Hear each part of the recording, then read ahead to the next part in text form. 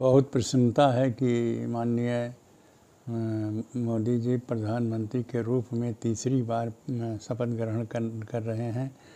यह सुन कर के, जान कर के बड़ी प्रसन्नता हुई है, क्योंकि ऐसा जब से देश स्वतंत्र हुआ है उसे प्रथम जो प्रधानमंत्री श्री जवाहरलाल जी नेहरू थे, उन्होंने ही 3 बार यह शपथ ग्रहण प्रधानमंत्री के रूप में लिया था।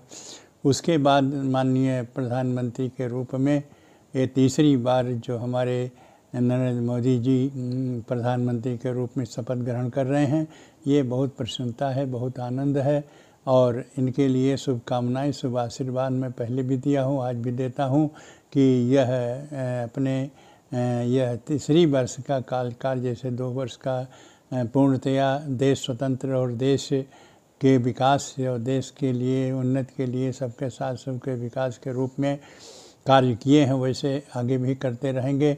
और हमारी जो भारतीय जनता है वह प्रसन्नता हो, उसके हर सुविधा प्राप्त हो, ऐसा आशा करता हूं कि प्रधानमंत्री जी के माध्यम से यह कार्य संपन्न होंगे। हमारी भारत की सभी जनता प्रसन्न होगी और आनंद से रहेगी, और जो भी बाधाएं हैं वो दूर होंगी, और जो उनके 2 वर्ष के 2 कार्यकाल पूरा हुआ है उसमें तीसरे में मैं आशा है कि जो अधूरा रह गए हैं कार्य उसको पूर्ण करेंगे।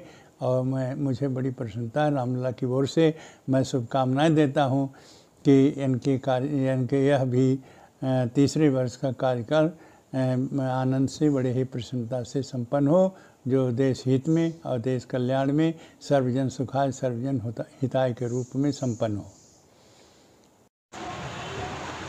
देखिए, राजा त्यागी होता है तो समाज सुखी होती है। साधु समाज हमारा प्रसन्न है बहुत ढंग से।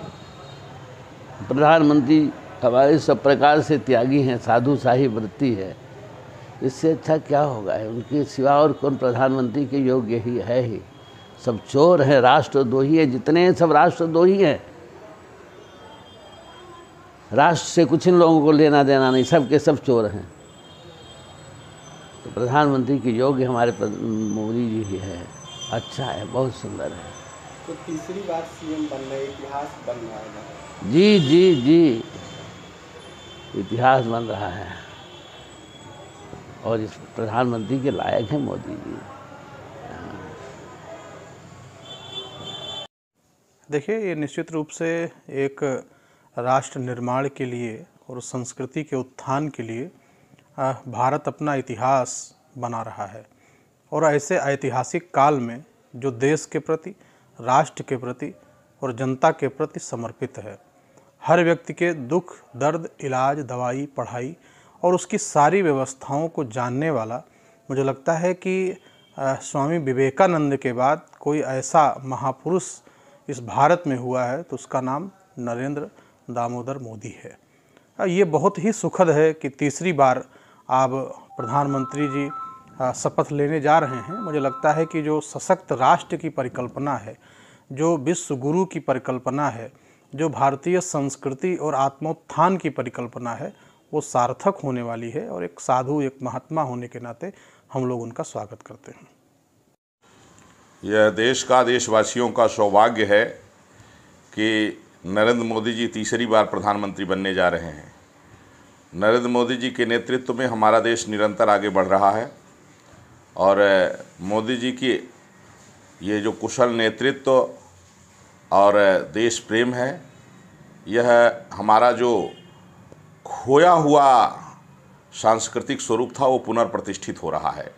जो अतीत में भारत का स्वरूप था कि पूरी दुनिया में सब राजा होते थे और सबके ऊपर चक्रवर्ती सम्राट अयोध्या के हुआ करते थे भारत के, तो मोदी जी के नेतृत्व में फिर वो स्वरूप देखने को मिल रहा है कि पूरी दुनिया की निगाहें जो है तो आज भारत की ओर हैं, मोदी जी की ओर है।